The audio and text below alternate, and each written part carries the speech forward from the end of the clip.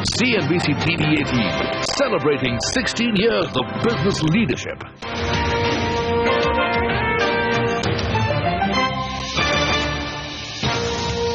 Hello and welcome to the first edition of Taking Stock this year. Happy New Year to all our viewers. In this edition of Taking Stock, we're going to take stock of the year gone by, not just the week, and tell you what to expect in 2016. I'm Sonia, and with me, as always, is Anuj Singhal. Anuj, the market in the last couple of days, in the first day of the new year, has given some hope that perhaps 2016 could be better than 2015, because we saw a big rally in mid-caps and a lot of individual stocks move around. What's the sense you're getting? Well, the sense you get is that 2015, the jury is still out on, whether it was a bad year after all. Yes, at the index level it was, it gave minus 4% returns, but we have had far worse years. But for portfolio investors, 2015 was a good year. And I think January 1st or on Friday, you could have got an indication of what kind of year we may have, at least for starters, which is again mid-cap outperformance and bottom of stock picking. You can keep talking about Nifty, but the fact is that you'll make money by selecting individual stocks. All right, so let's welcome our guests and find out what those individual stocks are. Dipen Sheth, Head Institutional Research at HDFC Securities, joins in. And in a bit, we'll get another guest in as well. Hi, Dipen. Welcome to the show. It's the first show of the year. Happy New Year to you and to your entire team. Are you as optimistic about 2016 as the consensus is? So let's zoom back in the past and go back to 1 year ago. And I think there was probably nobody who wasn't expecting that 2015 should be a blowout year. And that didn't happen, okay? So sometimes the consensus, in fact, mostly the consensus tends to get it wrong. Let's look at it that way. Right now, almost every country or every advanced economy in the world, every large economy in the world seems to be in the doldrums of and in some trouble or other. And we are having second thoughts on whether this brilliant, magnificent transformation of this country under the new government is actually going to work or not. And we are getting daily hiccups, as it were, whether in Parliament or outside of Parliament. So, just because the consensus is a little murky right now and things aren't clear, I would actually go out on a limb and say, you have no idea what's possible, because you don't have to look at what's being reported on the surface. You have to dive deeper and figure out what's really happening on the ground. And when we go out and meet companies, when we look at what policy evolution is happening, when we look at how the economy is shaping up vis-a-vis the rest of the world, I think India is a super place to be in. Okay, Dipen, hi. So, 2015 was all about individual stock picking, and if you got the theme right, you would have made a lot of money. A case in point being aviation, especially in the second half of the year, and that's continued in the first day of 2016. What would be the biggest theme that you'll be working on for 2016? So the broad thing that I would obviously want to share with you is that I would completely agree on the thing that the Nifty may not be the place to look for returns. And that individual stock picking will work even within the Nifty. If you look at the Nifty over the last year or so, the 4% negative returns, but you've got a Maruti which has given you fabulous returns, you've got a Lupin, you've got a BPCL and so on, and then you've got the dogs like ONGC and Vedanta. So yes, absolutely. So ironically, Reliance outperformed the index after I think 6 or 7 years. So I think even within the Nifty, very, very selective stock picking will help you outperform the Nifty by a mile. That's one part. The second part is that because of the changes which are being unleashed by this government, and I would actually put out a whole lot of public sector companies there as well, I think the opportunity to look outside the index, do ground up research, and not just go with the tide is probably going to give you significant alpha this year. The smart fund managers are going to make incredible returns for their investors, I think. Okay, so let's talk about some of the themes that you've observed in your report itself. There's a bit of a dichotomy I see here. On one hand, you're saying that the consumption is weak, and on the other hand, some of the top stocks that you've picked up are names like Jubilant FoodWorks that are a classic play on consumption. How would you justify that? So, again, that's in keeping with my take here that the headline news can be discouraging. But you have to look at what structural changes are playing out in the economy and then anticipate what's going to happen. So it's not that urban consumption is just going to fall off a cliff.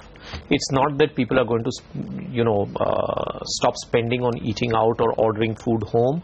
It's not that the large demographic shift and the way people tend to not cook at home and order home, is that shift going to go away? As more and more urbanization happens, as more and more working couples end up finding lesser and lesser time to eat at home, as more and more people find the need and their children pressurize them to order pizzas at home. I think this is, so again, a lot of consumption headline weakness is going to get countered by demographic buffers here. And I think the macro trends, the demographics will now come back into focus. It's just that there's a little bit of cloudiness right now, and we are getting worried about it. I don't think these trends are going to go away in a hurry. Okay, and talking about the stocks that you identified, Majesco was the big stunner all through last year, and you came out with a note as well on Majesco just about 2 weeks back. Are you still backing that after the kind of surge that we've already seen? So here's the disclaimer. We found Majesco when it was already up, I don't know how many percent since the beginning of the year. And even from the price we've recommended it. So at the price where we recommended it, it was already a multi-bagger. Now, so that kind of made us a little defensive about whether we were really wanting to recommend this stock. So let me go out on a limb and say that Majesco might be also a very interesting stock even for this year. And the reason for that is not difficult to fathom. I've said it before on your channel and I'm saying it now. It's got a tremendous addressable opportunity and non-linearity in that opportunity, which means that it requires lesser capital as it moves forward to grow. And the revenues and the profits can be disproportionate as you move forward. It's not, there isn't a linear relationship between revenues and profits in this business. So it's in the software product space, and it's highly rated in that space, and it's finding customers, and it's investing in these products into areas which will make these products more attractive. So I would suspect that we shouldn't take the foot off the pedal here. Okay, don't take the foot off the pedal if your foot is on the pedal to begin with. Majesco has been a great performer. Another very strong performer in the last couple of years has been Ramkrishna Forgings. Great company, very good business. It's a proxy to something like Bharat Forge. They're both in the same business. But in the last couple of months, we've seen a slowdown in these North America truck orders, etc. Yes, how much of that do you think is already in the price? And wouldn't you worry about that? So Sonia, the thing is that Bharat Forge is the kind of company which will attract a 15, 18, 20 kind of multiple very easily, and Ramkrishna Forgings won't. So I think that's the opportunity here. Okay, so I completely take the point that the last 6 months have been anything but encouraging from a broader macro or demand environment perspective for both these companies. But if you look at the kind of evolution which has played out at Ramkrishna Forgings, and I'm not loath to describe it at this point of time as a mini Bharat Forge, as a small Bharat Forge in the making. And if they get their act right, because they're investing heavily into new capacities, that supersized press of theirs, I think, should be on the verge of commissioning right now if it hasn't got commissioned already. So I think the volumes can change dramatically. The opportunity to address, so while you might crib about the demand environment, but its own market share in that opportunity is so small that a little bit of softening of demand really doesn't matter. And if you go back to Indian IT companies around, maybe about 10 or 12 years ago or 15 years ago, you will understand that even when North America went through a crunch in the IT business around the turn of the century, a lot of Indian IT companies did find business because they were offering clear value opportunities in terms of saving money for people who are willing to outsource to them. Okay, Dipan, what's your position on aviation? Are you in the camp who believes that we are only halfway through the re-rating, or are you in the camp that believes that there's already over-exuberance in this space? Yeah, so that's a slightly dicey one to call right now, because I'll tell you what, structurally aviation isn't a great business. Factually in India, it's so underpenetrated that there's miles and miles more of growth left to come, purely in terms of increased penetration. Now, is that a space I would really want to be in? Now, there are 2-3 exciting things happening in aviation right now. You have a couple of very capable players out there, and at least now 3 of them are listed. To my mind, all 3 are great managements. The bigger thing that is driving this industry into investors' favor is that oil prices have cracked. So right now the pricing power is in their favor, and you're not even going to realize this, but after some time this pricing power might vanish as more capacity gets built up. So right now it's just the demand running ahead of capacity that is giving them the fat profitability that you can see. Okay, I think aviation is a terribly taxed sector. Some of that will give you further buffers for the future. It's terribly underpenetrated, so that will give you operating leverage for the future. There's years and years of growth to come in, and so the joker in the pack is of course oil prices. If that reverses, then I don't think they have pricing power. So I don't want to sound like a pessimist on these guys, but it's just that the quality of the business doesn't appeal to me. You want to play a proxy for falling oil prices, I would go out and back a Pidilite or a Gulf Oil, which seem to have pricing power to my mind, especially Pidilite. Okay, so that is one more stock that you've picked up, Gulf Oil. That's in your list of expected positive surprises over 2016. Right. Well, we've discussed a whole host of stocks, so let's do one thing. Just stay on with us. We'll take a short break and come back. As we slip into a break, let's also listen into some market opinion that we heard through the course of the week. We'll be back. If we are to make a, let's say, 7,500 or even go 100, 200 points lower than that, now India is a well-discovered story. Everyone knows that we are going to go to 4 trillion and 5 trillion and $6 trillion of economy. You know, these are sectors. India is well poised, well positioned. Now, the point which I'm trying to make is correction is your only hope to enter this market.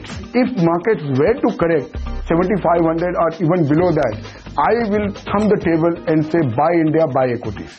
Our base case is about 28,000. The bull case I think is around 34, and the bear case is around 22. And if I weight this by probabilities that we anticipate for each of these scenarios, we get a year-end target of 30,200.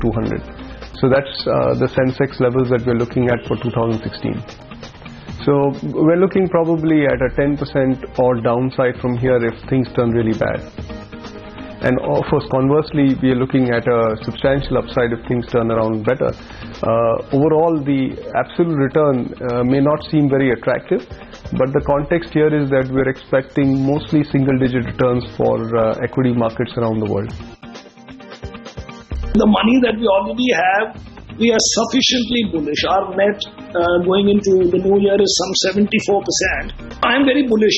I am bullish because there are a number of small things happening. We don't have a grip on one large thing right now because GST could have been that from a market point of view. But I would think normally that there is a cyclical turn that has happened, that even if nothing had been changed, which I believe many things have been changed in terms of day-to-day operational things. 2016 is more likely to be stock-specific year rather than sector-specific year. Within sector, there will be enough divergence like we saw in 2015. In 2015, in the largest sector of banking and financial services, we saw retail-focused consumer bank delivering great return. We saw corporate-focused private sector banks delivering negative return, and we saw public sector banks delivering significantly negative return. So within the banking and financial services space, which stock you picked up delivered far better outperformance compared to just taking a pure sector call? I think the worries still remain around China and commodities. And until that kind of stabilizes, the volatility is going to remain for markets. But I'm still optimistic that China will come out with some fiscal stimulus, and that will calm all of our nerves.